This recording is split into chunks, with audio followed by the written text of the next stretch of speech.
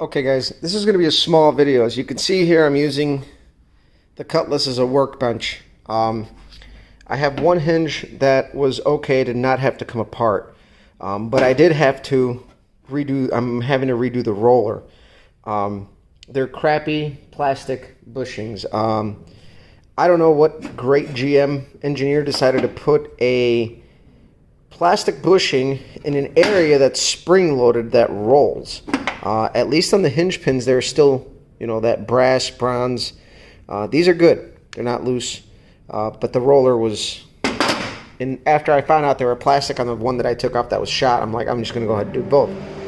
Ooh, someone just did a pull by the front of the house. I can hear the exhaust.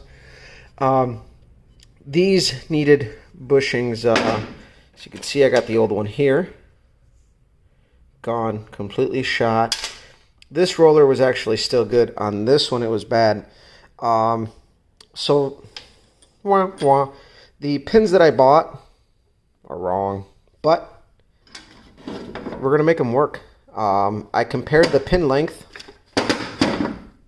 and these will work. They're gonna be a little longer, but ultimately these kits are pretty generic. So what I'm gonna end up doing is probably, you see where our clip is supposed to sit? I might bring that down here, and that's easy to make with a tube cutter. You just go ahead and you ridge it where you need to, and then you go ahead and you slide your, that's not it, I'm looking through my phone. This guy right here, it just pushes through, clips on, and that's what holds it in place. So we're going to make these work. I got my dial calipers because I had to measure what I'm going to have to drill to. So these are splines, obviously. At the splines, it measures 0.390. So this comes out to be just a little under like 10 millimeters. And I measured this out, and this comes out to just slightly over 3/8. So whereas 3/8 is 0.375, this is 0.378. My dial caliper could be off. Either way, I'm going to drill the holes on the hinge for the pin to 3/8, and we're going to see how everything slides in. Because keep in mind, there are still clearances because I have to drill to the size of the bushing as well. So I not only have to drill the hinge, because obviously this has to lock in. I also have to drill for the bushing itself, because the bushings are also bigger. So you keep in mind, you might be thinking, what's this dumbass talking about? I just doesn't have to go through the bushing. Well, this has to lock into the hinge.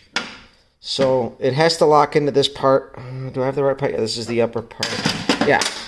You could see where I ground off the old, I got to clean it up. But it's got those tangs that hold it in place. So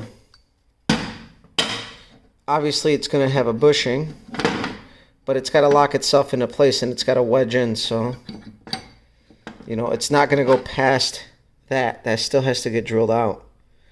And on this end of the hinge, there's no bushing. It just goes straight into spline. But due to the fact that these bushings are bigger, I have to open up all the other orifices for the bushings to sit into. Now keep in mind, there's one small and one big. Arrange them right. So for now, I got to go to the hardware store and find bushings that are going to work for these rollers. I know they have brass bushings, and I'm going to try to find something. If they've got them in steel, even better, but I really need them in brass. I'm going to go try to find something right now at the hardware store. And then once I get one together, I'll leave one ready to put together and show you guys what I did. And ultimately, I'm going to try to make this as user-friendly as possible. I'm pretty sure we're going to have to weld on these, but I'm going to try to make this all like a bolt-on deal. So I still have to figure out those details, because they sell the roller kits.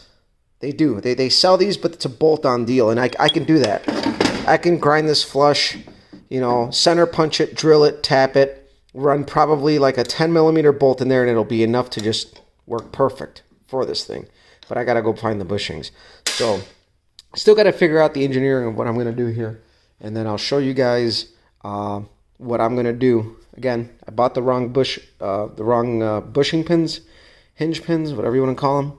We're going to make them work because they're just a little longer. I can always cut them down and groove these down and knock off the ends and, you know, put our clip in there and we're done. Ultimately, the splines do help it stay in place, but I may throw a tack weld on there just for good measure, but essentially these are just supposed to go on. The clip holds them on, and then they're reserviceable down the road. And I did the upper hinges on that side, and the upper hinge on this side is good. None of the bushings were like, let me see if I can turn this on. None of the bushings were, usually when they go bad, you see them hanging out. They'll be like, you know, shoved out, bushing still in there. And the other side, I already did it, so you guys can actually see what a replaced pin looks like. You can see how much longer this one is, and this one didn't even have anything to hold it in place. It just relies on the splines. And the bushing goes between the hinge, and I didn't explain this earlier, but this is a perfect opportunity to show you guys. The bushing gets wedged between the center part, or the door half of the hinge. This is the body side of the hinge. You can see there's a gap. The bushing gets wedged between these two. The spline gets driven down, and that's what locks it in place. There's nothing here to hold it. This one had no ridge. That was also a Dorman kit. So this is either episode 1 or installment 1 on a continued video. I think I've gone on too long to really make this I guess like a lengthy video, because I tend to make them long over nothing. So I think this will just be episode 1, installment 1 of the hinge repair. So we'll keep you guys posted on our repair. So alright guys, again on the olds for the workbench. I guess I'll give you guys an update on the hood. My buddy at work painted it. So nice next day, or nice day. Nice next day? What the fuck did I just say? No. Next nice day, I'm going to swing it by the shop, put it on, and then worry about doing our lace and patterns and all that shit later. For now, it's painted. I can take care of that stuff at a later date. So either way, let's proceed back to with these hinges. So in the earlier segment of this video, I took them apart, dissected them, showed you guys how I had to grind away the heads, right? Well, this is like a really odd diameter, right? And you can already see I got an insert in there. So I went to the local hardware store. So I love small hardware stores. Typically they got a lot of furniture stuff, a lot of oddball stuff like this. So our local Ace Hardware has these steel sleeves, which I like because they're steel. But they're just a little loose for my liking, to be honest with you. So I found these nylon bushings. Now, I may or may have not mentioned it earlier, that's actually what was on the car originally. It was a nylon bushing. So I'm just going to go ahead, and I mean, this fits really tight, like no play. Rolls really nice.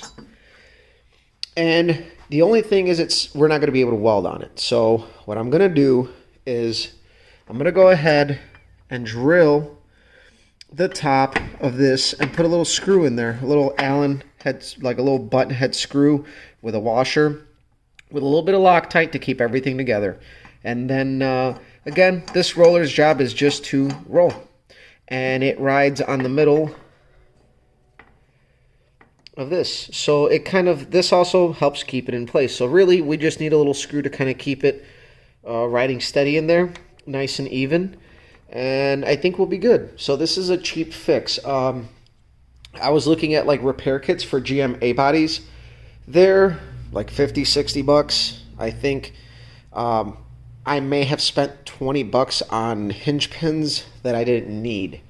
And so, but hey, I got them. Whatever. I got a bunch of these pins that I didn't end up using because my coworker actually had a set of pins that was a better fit.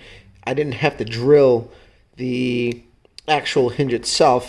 I due to the hinge bores you can see they kind of wore out in a little bit of an oblong shape. It egg-shaped the bushing, so I'm going to have to, god damn it, there goes the roller. I'm going to have to hit the, you can see I tapped them in there. I kind of cracked the edge on that one, but it's fine. I'm going to have to hit the bushing with a little bit of a rat tail file, a little round file to clearance it, because the pin doesn't exactly want to go all the way through. It's a little ovaled in there, but no big deal. We're making this all work for a very minimal cost. So all in all, I think I'm in this for maybe 50 bucks. So I kind of saved time, I kind of saved money, and hopefully this weekend we'll be hitting the road, metaphorically speaking, putting the car together. So as soon as the hinges are done, I can put the rest of the sheet metal back on the car, because it's easier to adjust these hinges when the fender's off. They are heavy. And I'm not overstating that. These doors suck. You can see they are very long and they are completely loaded. Power windows. They are heavy. So right now is the time to make these right, lock them in place where I like them, and I know the hinges are golden at this point. I don't have to do anything with them down the road. So that's where I'm at with that. I'm going to follow this up tomorrow. For now, I'm going to sign off, and this will actually be the first installment on our hinge repair. So I hope you guys like it. This is a simple fix. I mean, everybody's probably done a set of hinge pins in their fucking time, but this is a little creative because we're dealing with stuff here that is a little hard to find for this car. It's a B body. We did find them at a junkyard, but I don't know. By the time I spend, the cheapest I could find them was $15 a pop, and then shipping. So you figure I probably would have spent 80 bucks. So I'm kind of saving a little bit of money, getting a little creative, and I'm finding ways to cut our costs, especially during this whole COVID thing. And just to add insult to injury, our wheels that I wanted were on back order. Now the front tires that I ordered on back order. So I'm kind of peeved that that one was not my mistake. The wheels, I did not realize that 2 of the wheels were on back order, so I completely canceled the order altogether on the wheels. Now I have to call back and cancel the order on the front tires because, you know, it's getting on my fucking nerves, but it is what it is. So wheels are probably going to be like the last thing we're going to do, because unless Rock Auto does not have the master cylinder and brake booster assembly, which I probably should order sooner rather than later. But if that doesn't work, we're going to make it work with aftermarket stuff. Because I know I can make it work with aftermarket stuff as far as the booster and the master cylinder goes. So either way, guys, I'm going to sign off. Share, like, subscribe. You can follow me on Instagram, Copper Cutlass. I post a lot of random pictures, work, all kinds of shit. And really don't do anything on the Facebook page anymore. That was just kind of a waste of time, to be honest with you. So we're going to sign off. Hopefully you guys enjoy this.